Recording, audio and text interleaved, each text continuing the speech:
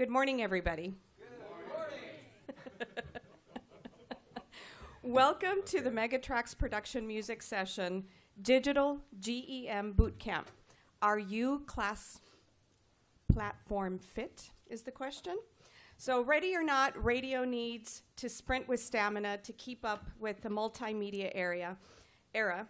And it's time to get fit, and Megatrax has brought in some experts to help you get in shape with G.E.M Fitness Solution. It's growth, engagement, and monetization.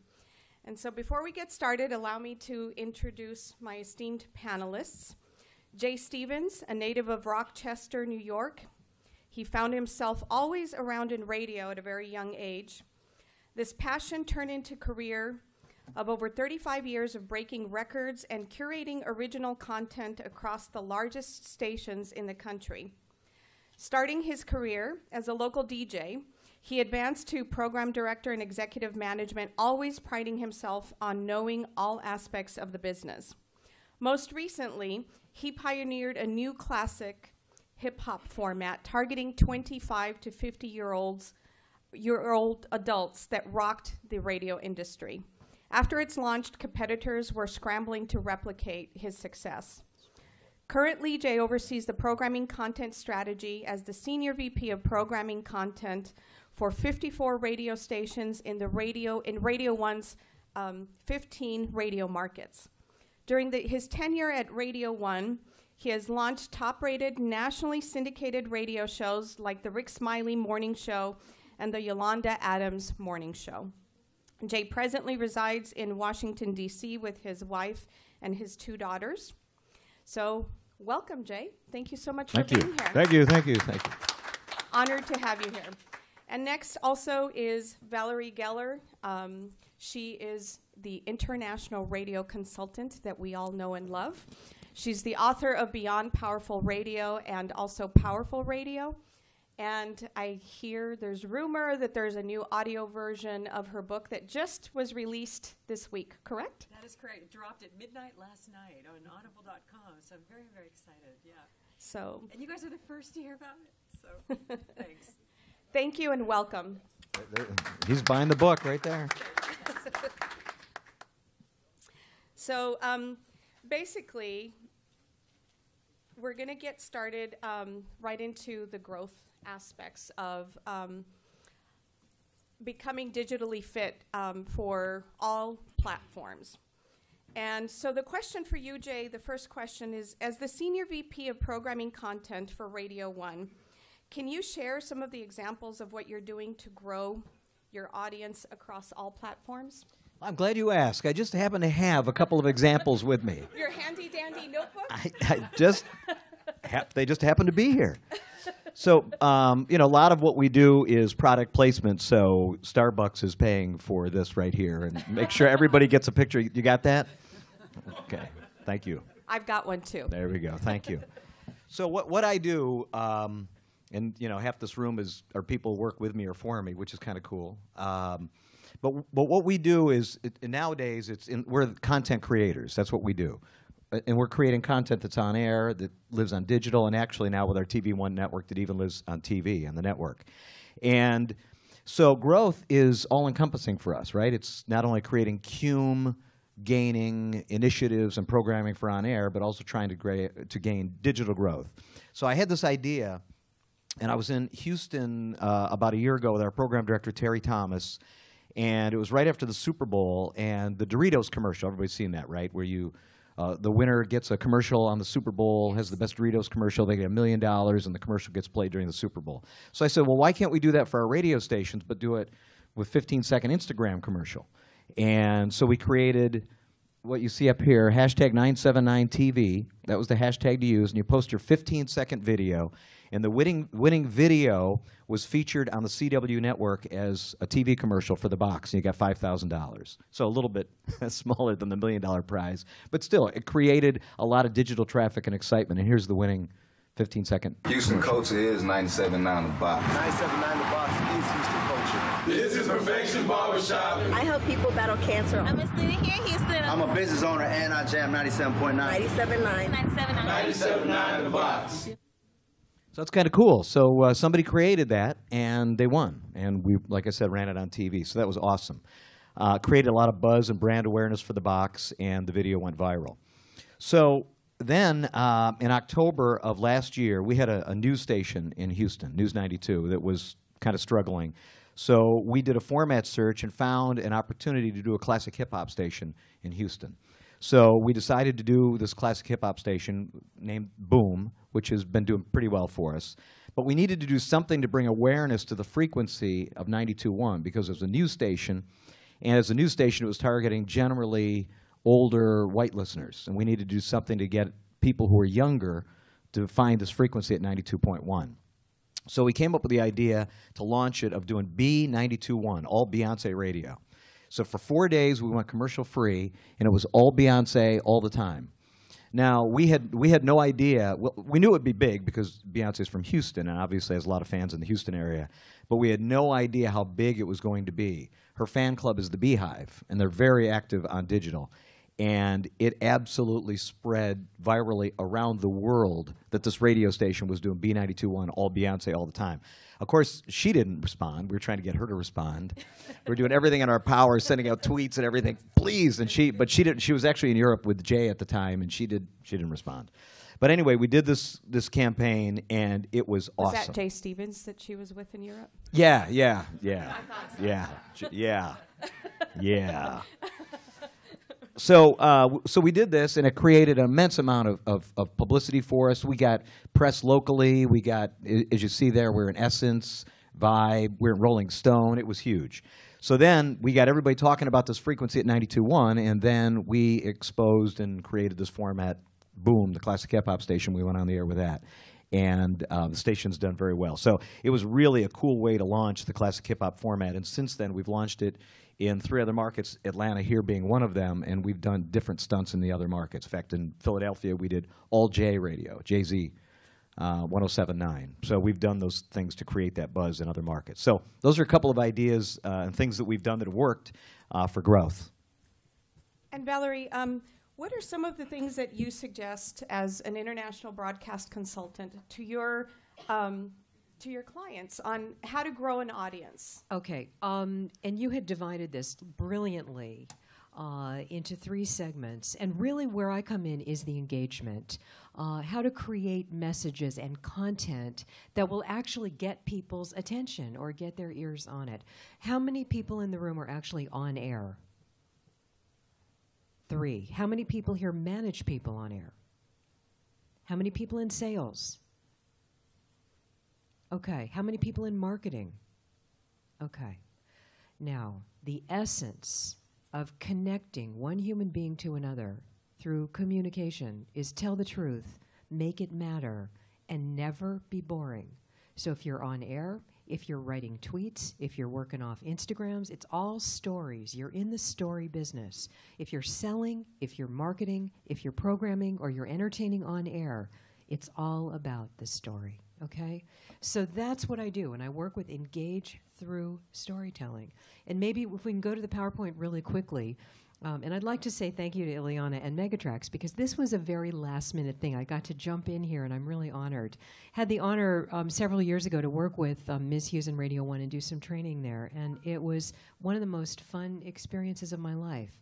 Because at core, what does radio do? It informs, entertains, inspires, persuades, and connects, and that's what we're doing on all of these platforms now. So again, the first thing is, it's very international. Let's hit the next slide. Here we go, and I just sort of do that. The work I do works around the world because it has nothing to do with radio. It has a lot to do with the struggle to be a human being, and let's help people get through their days and help people get through their lives. It has nothing to do with radio. Radio's just the delivery system. Your job is human life and human struggle and people. So again, it works around the world. This is the core message. And again, It's the message for engaging, it's the message for sales, it's the message for marketing, it's the message for life. Tell the truth, make it matter, and never be boring. Real quick, this is why your audience comes. It's why they turn on their phones. It's why they turn on a television. It's why they turn on a radio. It's why they put earphones in their head. They want to be informed, entertained, inspired, persuaded, and connected. And if you're not doing that, it's actually not working. The next thing is, what's your focus? What do you want to say? How do you want to engage? What's in it for a listener? And if they get $5,000 in a commercial on Instagram, that's pretty cool, right? That's what's in it for me.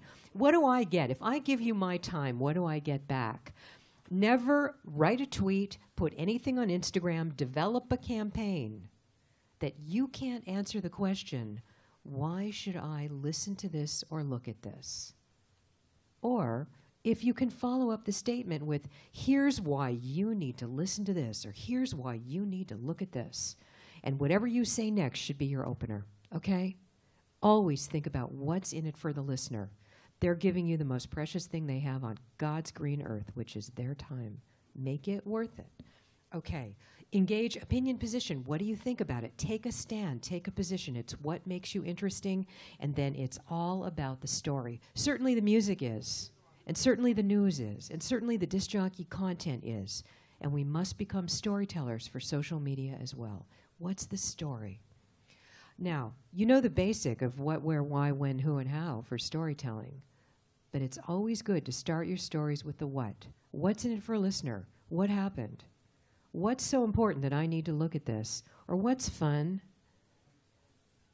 How's my life going to be good if I watch this, listen to this? Okay? So again, out of these questions, start with the what and always put in the how. The rest of the how questions, how does this affect the listener? How can you make it more visual? Talk for a second about visual. This is going to come as a really big surprise to everyone in the room. Men are visual. Now, we know men are visual sexually, but guess what? It turns out men are visual with everything. When they do the functional MRI, and they actually look at the male and female brains as they are taking in information. When the male subject was given an actual picture or enough verbal cues so that he could imagine it, the learning centers in the male brain lit up yellow.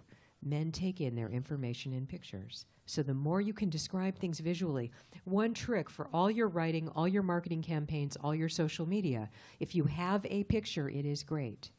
But if you can describe it visually as though you were talking to a blind man, it will work better.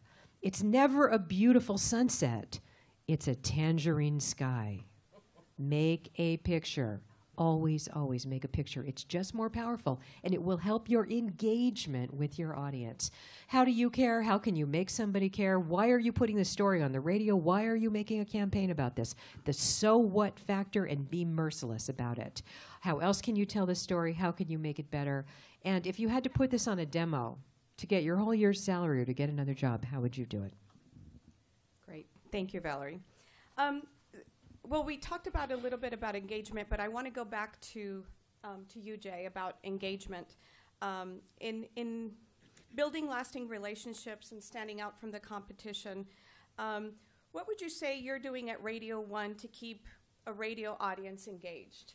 And how do you do that? How do you use the platforms across all of the platforms throughout all of the RadioOne properties? So what are some of the things that you do socially? What are some of the things that you're doing to keep the audience across all platforms? Well, once again, I'm glad you asked. I just happen to have an example with me, and I'll be glad to share that with the room.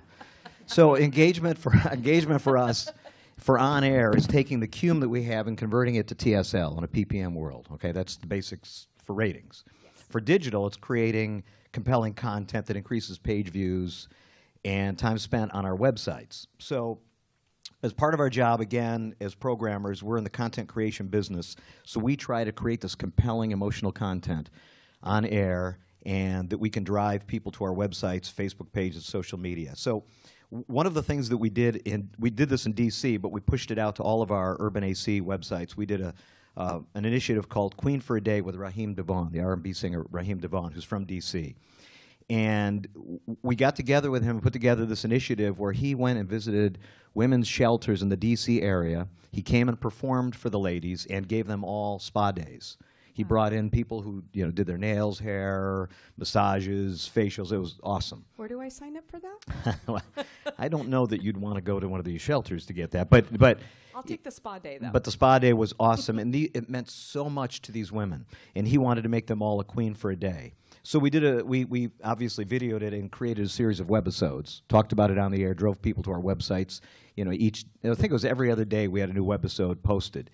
And some of these stories were so compelling. And you know, it's a little bit emotional, a little bit sad when you see this, but it's also pretty cool. And one of the women you're going to see and hear was the wife of the D.C. sniper, which, you know, actually I get goosebumps telling you that, which even makes it more compelling. So if you don't mind giving up about 3.5 minutes just to see that. It hits home for me. You know, everyone knows somebody that has suffered from domestic violence or, you know, is a victim or has conquered, you know. So we're here to just salute, pay homage to the beautiful women. My former husband was John Allen Muhammad, the D.C. sniper, and what most people don't know is that I was the intended target, and he was killing innocent people to cover up my murder so that he could get custody of the children. So it was a domestic violence child custody issue. It's important to have events like this so that other victims who don't feel that they are can understand what the signs are. Most times we concentrate on the 20%, which are 1 in 4 women who are physically assaulted. It begins with a verbal assault, and we don't usually concentrate on the 80% who don't have physical scars to prove that they are victims.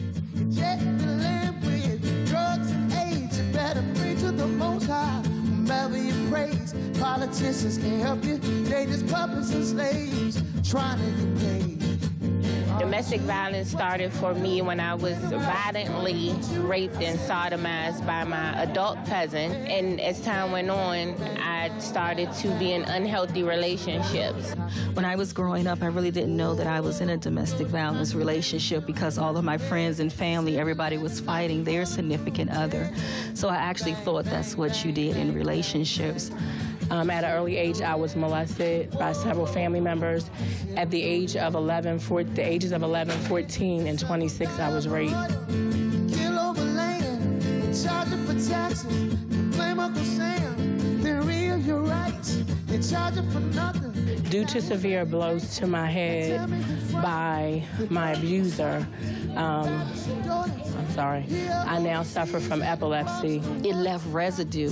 My daughter, she was growing up and she watched those things and she's seen it. So when she was 14, she met this guy and she was in an abusive relationship.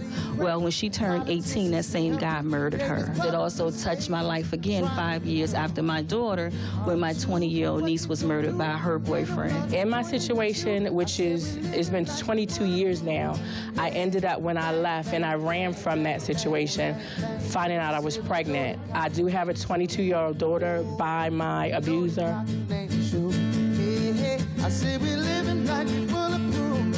Hey, bang, bang, bang, bang, bang, bang. I believe that God has given me this to go out and share my story with the world, and that's what I'm going to do. If I could get past everything that I've been through, that anybody can get past it if they just stay strong enough and keep God in their life. I basically took the pain that I was dealing with and I wrote a book about my life.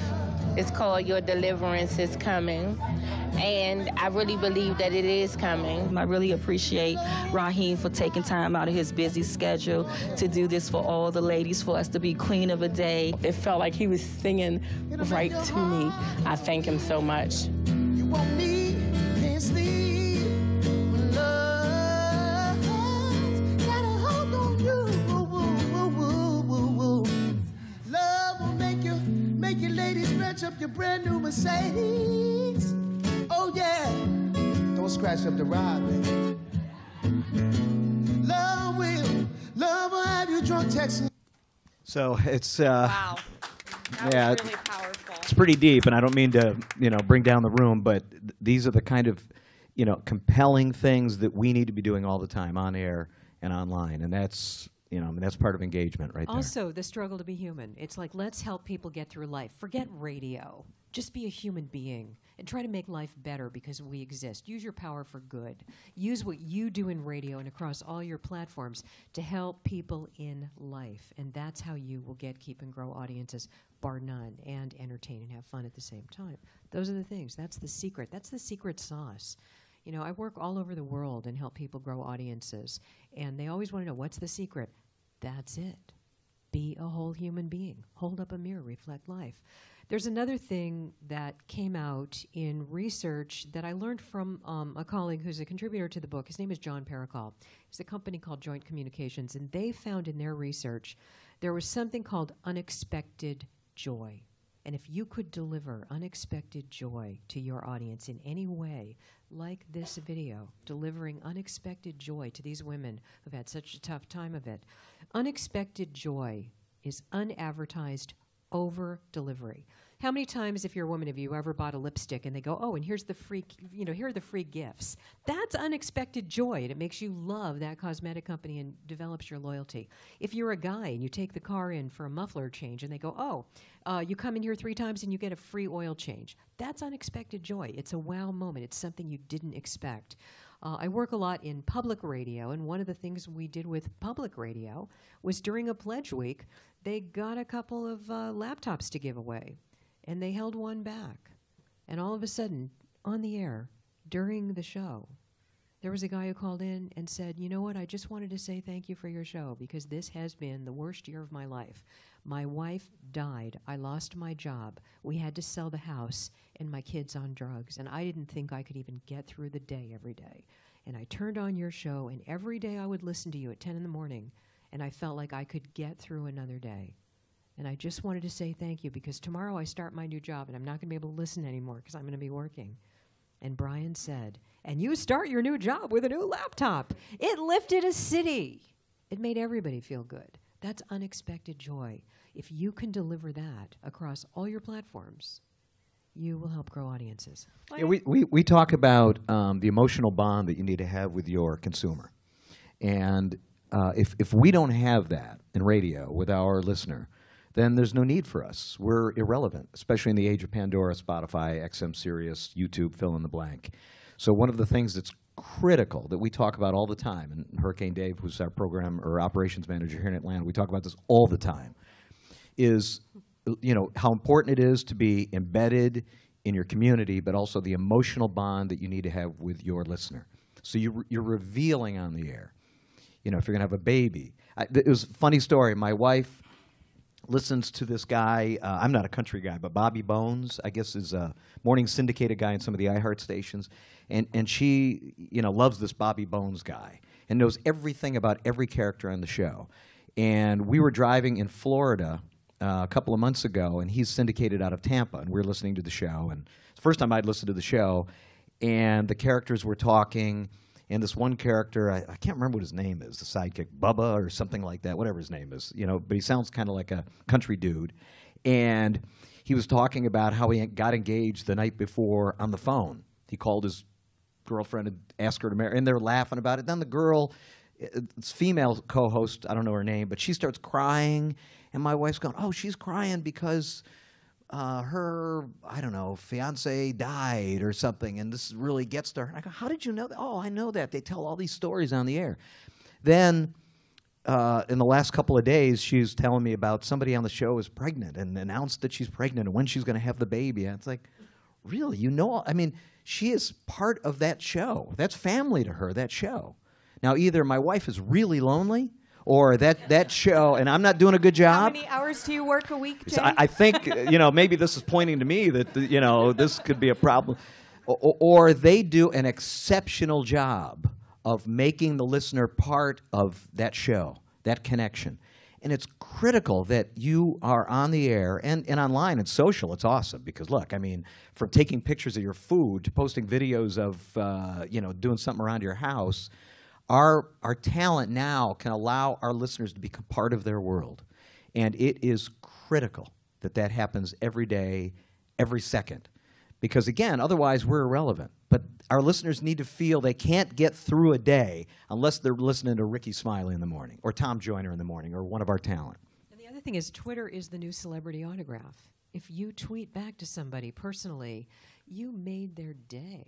I mean, I'll never forget on Thanksgiving, and I had heard about this and looked at all the research, but then it happened to me personally. Last Thanksgiving, I was on a diet trying to get into a dress, right? And so here I'm going to a Thanksgiving dinner, and I'm on a diet, right? It's the worst day. And I noticed that Cher had tweeted, 1 bite of pumpkin, 1 bite of apple. So I tweeted back, at Cher, thank you, you will inspire me tonight. And she wrote back, at V. Geller, you hang in there. 1 bite of pumpkin, 1 bite of apple. I am a fan for life. Absolutely. Of Cher. She has 1 billion followers, and she took time to give me a pat on the back. And I absolutely got it in that moment that Twitter is the new celebrity autograph. If you tweet back to a fan and you're with a radio station, it is huge in their life, and it matters. And that word of mouth is gold. It's fantastic.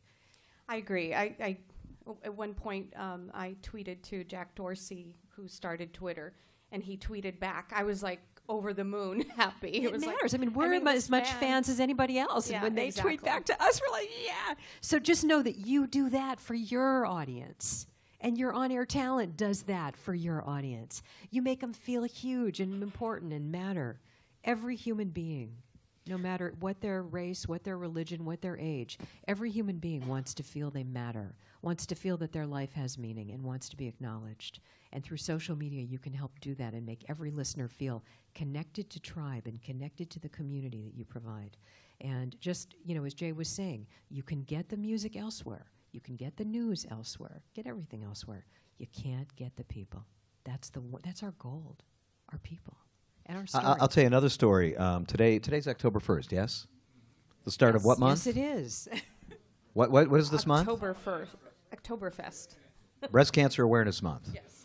So 2 years ago today, our midday talent, Candy Eastman in Houston, on Magic in Houston, KMJQ, announced on the air that she had breast cancer. And the next day was going in for surgery and was going to be out for 6 weeks. Now, we did not know that she was going to announce that until minutes before she went on the air. She went into our program director, Terry Thomas, and said, I'm going to reveal this on the air. God, it gives me goosebumps. I'm going to reveal this on the air, and then I'm going to be out. And, they cried together. She went on the air. It ended up to be a 4-hour talk show with people calling in, wishing her well. Kathy Hughes, Miss H called in. A lot of celebrities found out because it spread on social media. And celebrities were calling in and wishing her well. It doesn't get any more revealing than that. Because the personal is universal. There's not a family in this country whose life hasn't been touched by cancer. Everyone in this room knows somebody who's struggled, or it's you, or it's your family. The personal is universal. It's the private that's boring, but the personal is universal.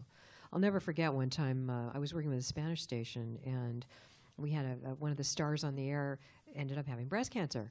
And I was having somebody interpret for me because mi español es muy malo para practicar. So what happened was they were explaining to me, and she said, the best thing about having breast cancer? And we went, what? What's she going to say? She goes, the best thing about having breast cancer is you no longer lie awake at night at 4 o'clock in the morning worrying you're going to get breast cancer. Now you got it, and you've got to live. It was fantastic radio.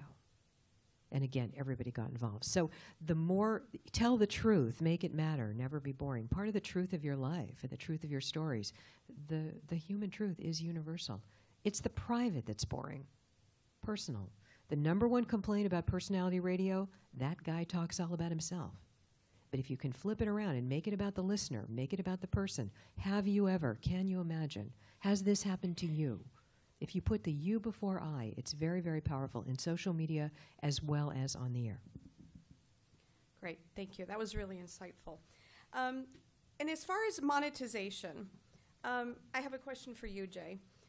You've got all this terrific content, all the audio content really, and you have digital content, you have it all, video, audio, so many ways to touch the audience. You have to create it, you have to monetize it. How do you do that? Clients, when they come to us now, and you know, we have our market managers out here, Gary and Jeff, and they can address this probably more than me, but all clients want a digital aspect to campaigns now. Am I correct? They're not just buying radio anymore. They're buying our full platform.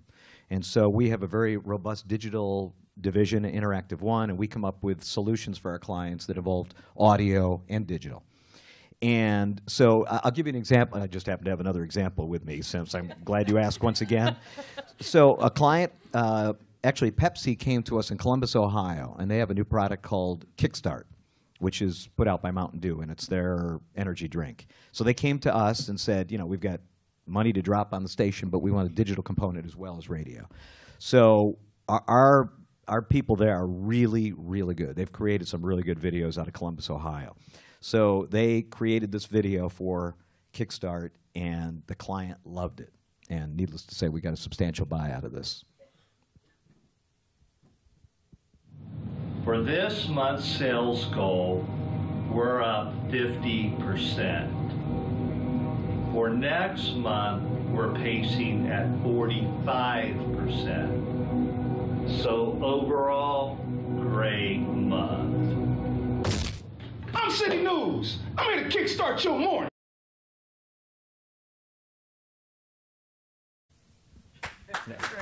That's incredible.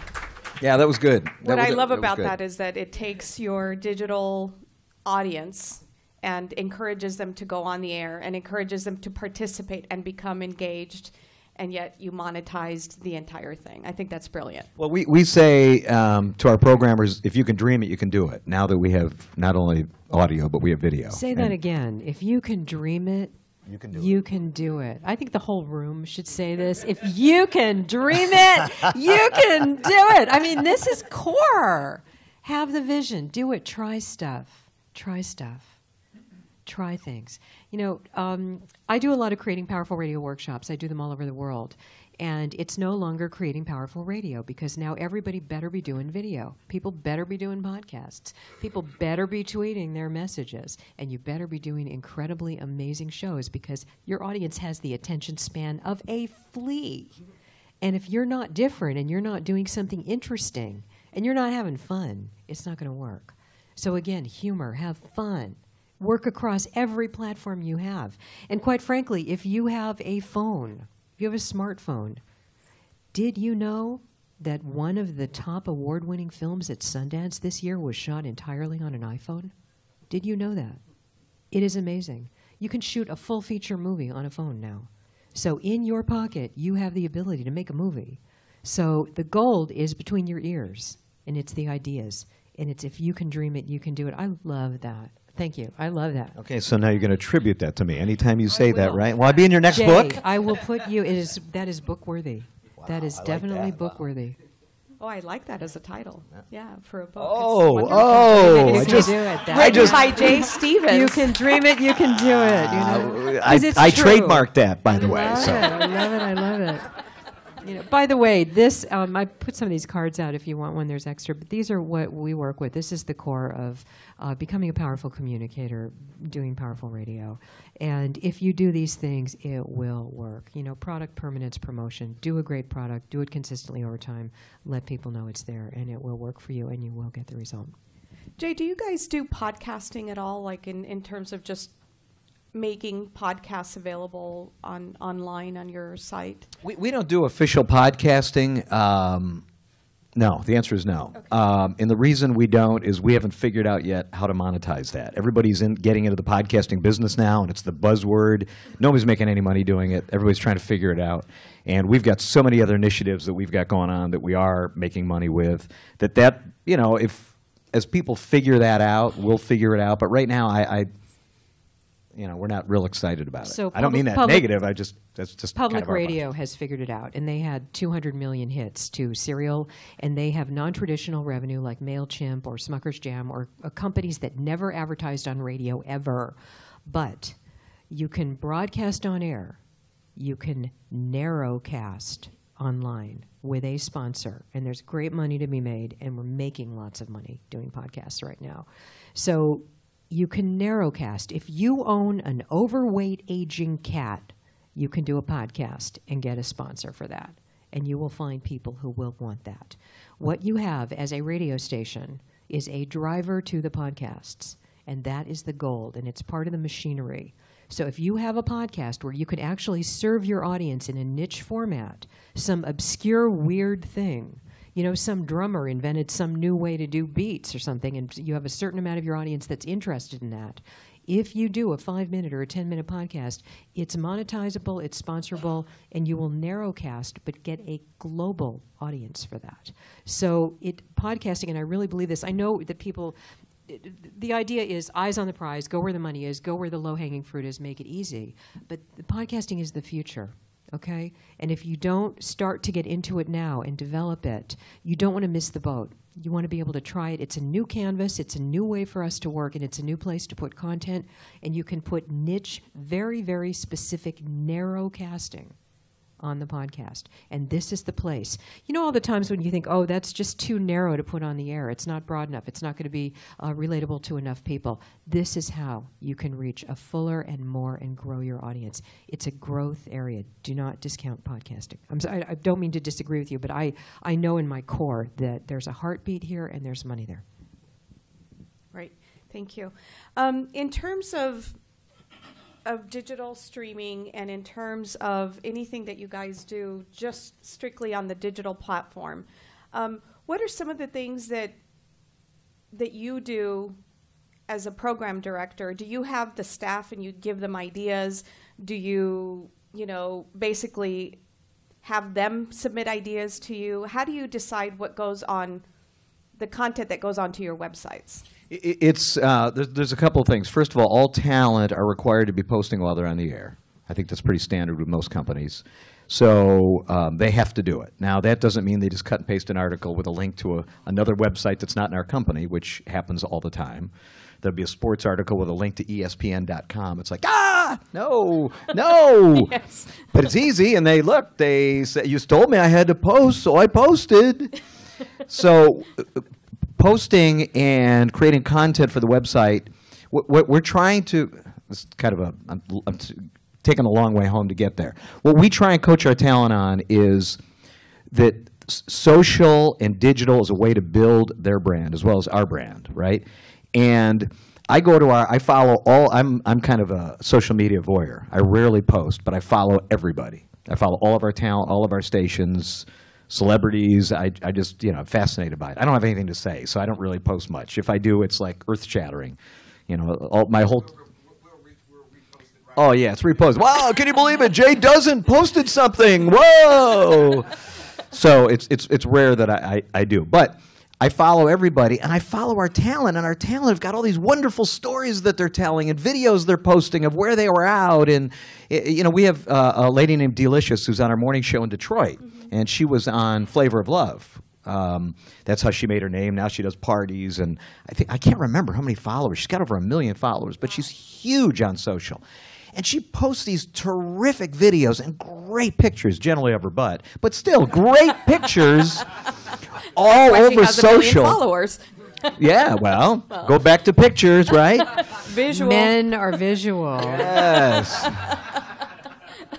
So, and then I go to what she posts on her site, and some days she doesn't post at all. And I'm like, Delicious, you've got to post this on our site as well.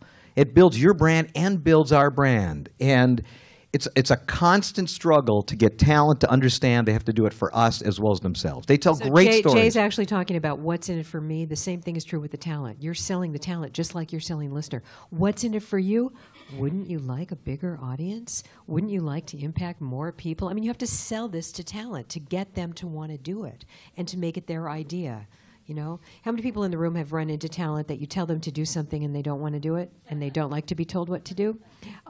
If they think it's their idea, they will do it. People don't resist their own ideas. So you have to sell the benefit to the talent to become more involved in doing social media. Sorry to jump on you. No, that's fine. So, that's always a struggle, right, yes, to get them to do that. But also, where the greatest content comes from is collaboration. It'll be an idea that Dave or one of the PDs comes up with, and they get with their staff, and they come up with this idea. Then our online editor will put together the video, and it's generally collaboration is the best stuff, I think, when it's all said and done.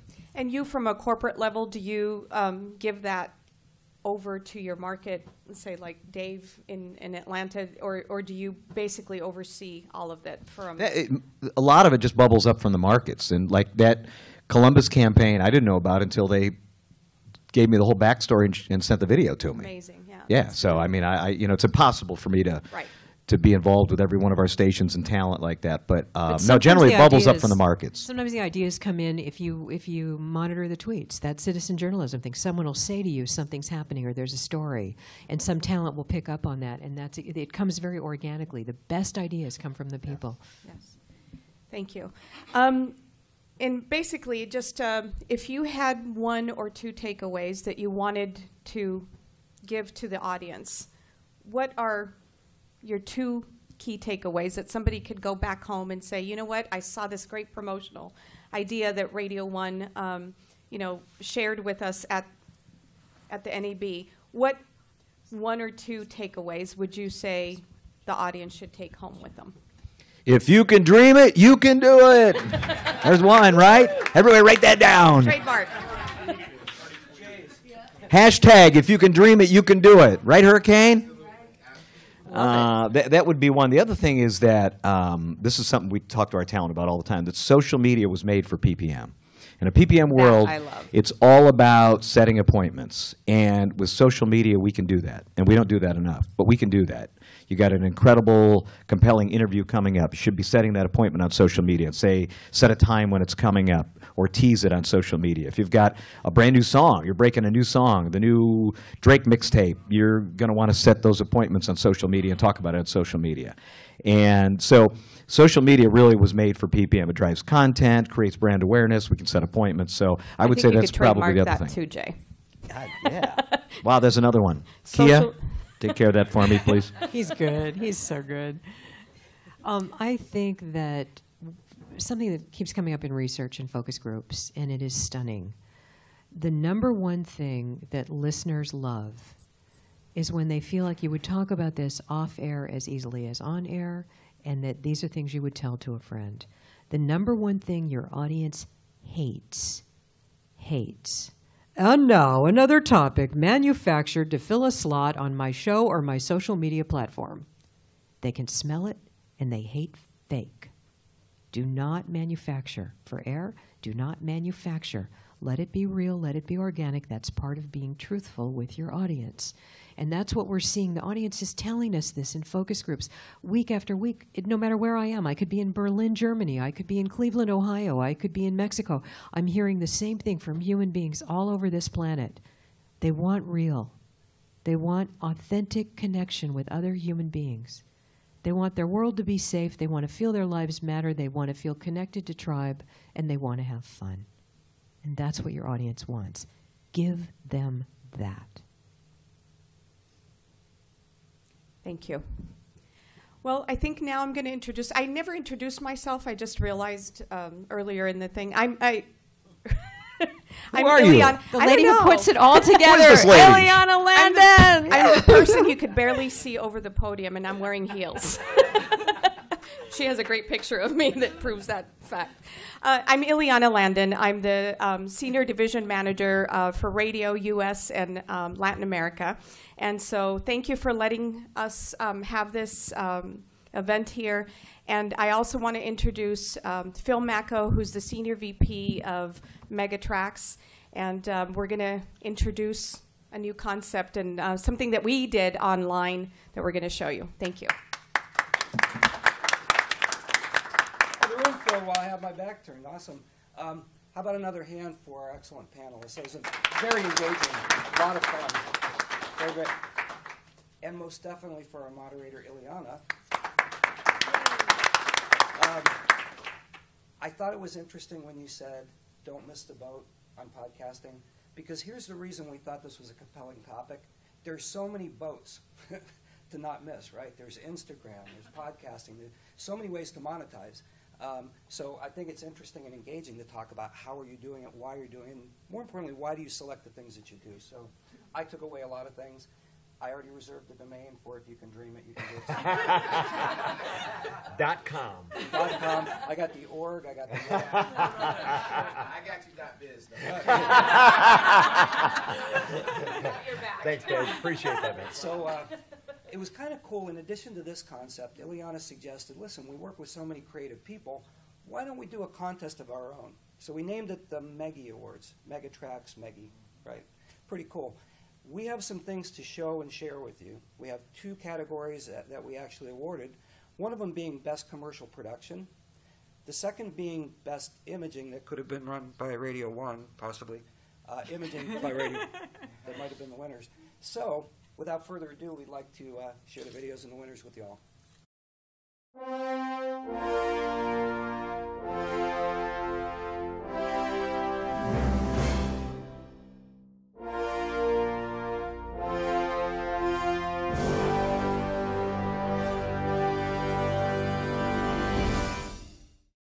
97.9 The Beat is giving you 50 Shades of Trey. I just have a couple of questions. To what do you owe your success? Just staying true to that genre and being the voice of that right now with so much going on.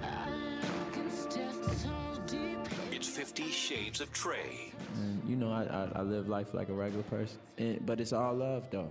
I wouldn't trade it. Why do I get the feeling that that is not true?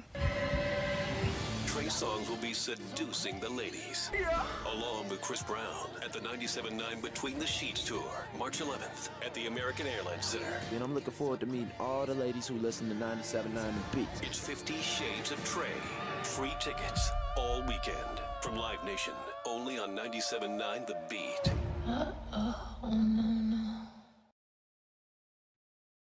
Hey everybody! I just want to say thank you for this the first annual, I guess, Meggie Award. Thank you for all you guys who voted. I especially want to thank my PD, Mark McCrae, because if it wasn't for him giving me the creative freedom to do what I wanted, I would be kind of stuck in a rut and doing a lot of generic stuff. So anyways, thank you to everyone who voted.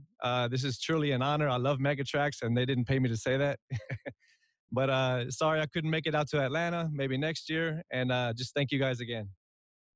All right, Santa, just a few more steps. Okay, open your eyes. Surprise! Oh my, a brand new Harley-Davidson motorcycle. Yeah, we got a great deal from #1 Cycle Center, Harley-Davidson, Route 322, 6 miles east of State College. She's beautiful. Corey, Ed, and Brett at #1 Cycle Center are going to the top of the good list this year. Look at those elves, sucking up to Santa by getting them a new Harley from #1 Cycle Center. Us reindeer are gonna be out of a job. So, Rudolph, what are we gonna do? I don't know, Donner, let me think. And here's Santa. Oh my, a $500 gift certificate for merchandise or parts and accessories. Hey Santa, that was our idea, Nice try, Rudolph. But #1 Cycle Center is giving everyone who buys a new Harley $500 in merchandise or parts and accessories. Stupid elf. Now what do we do? Don't worry, Rudolph. I'll still need you and the boys for the midnight ride. Hear that, boys? Job security. That's #1 Cycle Center, Harley-Davidson, Route 322, 6 miles east of State College. Call 1-866-4FATBOY or visit www.getaharley.com. Hi, everyone. Sorry I couldn't be there in person to accept this award. First of all, I want to say how honored I am to not only win the Meggie Award for Best Radio Commercial right here, but to be nominated in the first place. It truly means a lot to me, and I am very humbled by this honor. So thanks to everyone at Megatrax for putting this together. This is one that I'm truly going to cherish. Want to thank my mom and dad, who not only are responsible for bringing me into the world, but for encouraging my love and passion for doing what I do. From doing funny voices to make them laugh when I was 6 years old, and yes, when I was 6 years old, to recording skits on a tape recorder when I was 10, to writing and recording commercials to this day. They've always been my biggest supporters, and I want to say thanks, and I love you both.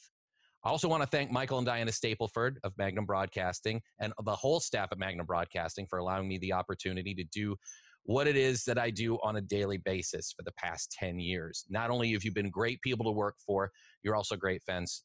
So thanks for your continued belief in me, and you guys help make this possible. And really quick, I want to thank everyone who voted for me. It's extremely humbling to know that there are people out there who enjoy your work, and it's just really, really awesome. Thanks to my family, my friends, my peers for all of your support. Mike Kessling, class of '89, Warren Area High School, go Dragons.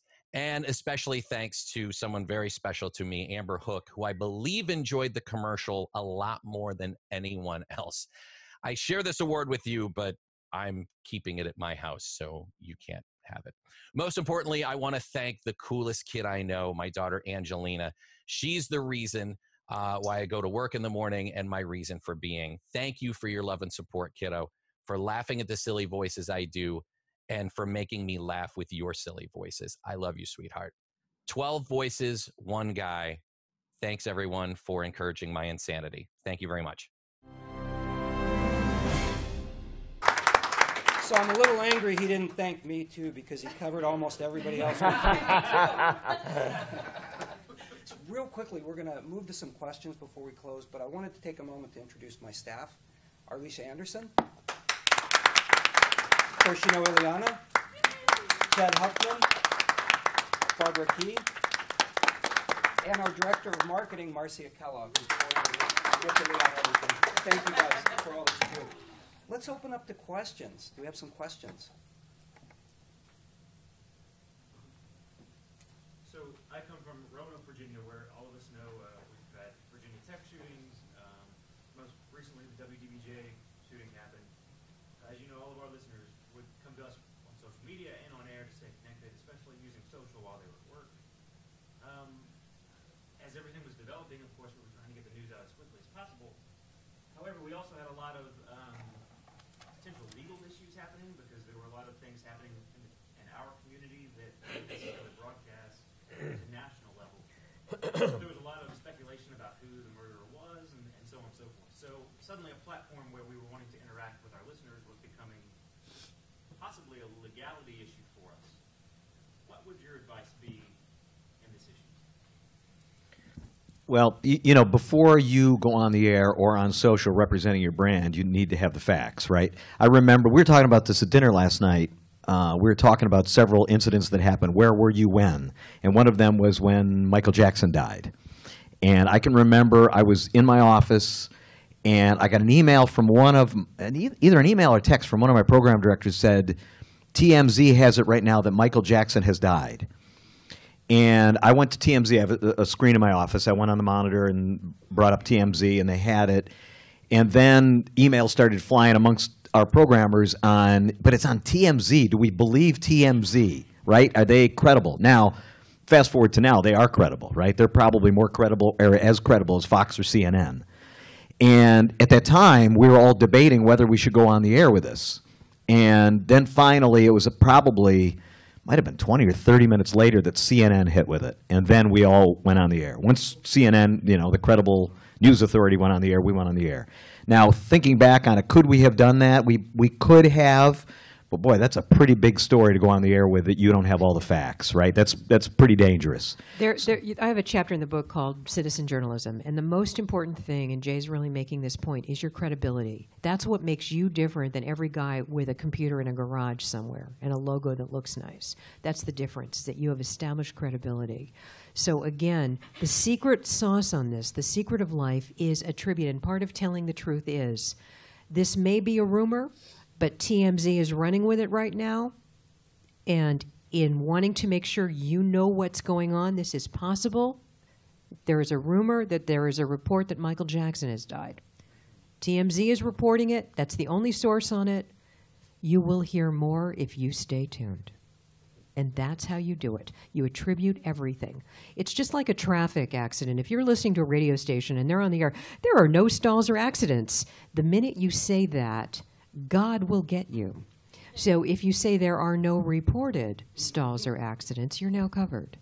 So make sure in telling the truth, you tell the whole truth and the whole picture and attribute exactly what Jay said. And again, there's a whole chapter about how to use citizen journalism for exactly when this happens. Remember, your job is to be the news leader, to stay credible, and to help your listeners feel sane in an insane world. The other thing is that on social media, people can say anything, right? And they do. So I'm sure after that shooting, there were all kinds of things being said on social media. And I think that's what you're alluding to, yes? So, I mean, you got to be very, very careful about that. And in that case, we actually turned off comments on Facebook and as much as we could because, people were throwing out names of who the potential murderer could be, and that's how that good? Is that something? When in doubt, leave it out. Yeah. When in doubt, leave it out. Yeah, and you even go on the air and say there's all kinds of stories. I mean, there's nothing wrong to talk about authenticity. Be authentic, right? You can't run from it. All over social media, there's stories being spread about potential, the suspect, and we can't confirm that, so we're not going to comment on it. In fact, you see that a lot on the network news now. There'll be something happens, a bombing or something happens, and they'll say that there are videos out there of it, but we're not going to show them because we have not been able to verify their authenticity. And using the word unconfirmed is fine. It's possible. This is unconfirmed. There's word that and attribute everything. Yeah, that was a tough time down there. Leave it out, though. It's better to err on the side of truth and being conservative in this matter than to be irresponsible and lose your credibility. It takes forever to build it. It takes 1 minute to lose it. And doesn't that question speak to the power of radio, right? That we're having this conversation about how do we react to this, how do we keep the community informed? So fantastic. I think we have time for one more question before we break. Nobody? Going once? Magic. You mentioned not to manufacture, but in the world we live in, we heard it in the breakfast this morning as well, to paint the picture. Sometimes we lie, even in reality TV we lie, take it over, do this cut again, do this take again. It smells like it, though. Can't you tell when they do it? No one's that good an actor, It smells wrong. It feels wrong. It gets boring. Part of truth is that it always connects. And when something's manufactured, it's never as good as the first time out. It just isn't. It's acting. It's play acting. Empire is a movie and it's a story, and every minute of it is perfect. But people know it's not true. They know there's a lot of truth in it. Every single character is a truthful, that happened somewhere in somebody's life.